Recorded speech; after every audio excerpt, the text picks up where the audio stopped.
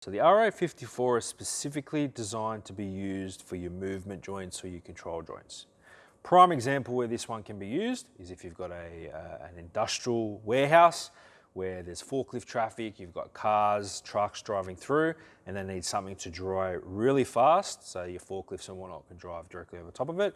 This particular product here, you can have full traffic after 90 minutes. So it's a very, very fast curing. Install it overnight, normal operations the next morning. In a waterproofing world or a residential world, you might have movement joints, which may need to be infilled. This is the type of product that you want to infill first, get your movement joints, dries in 90 minutes, so you don't need to worry about letting it for a day for it to dry, and then obviously it can be waterproofed over top. All right, so it's a product that can be used for your control joints, movement joints, for then the tile to obviously transfer it up through the tile finish.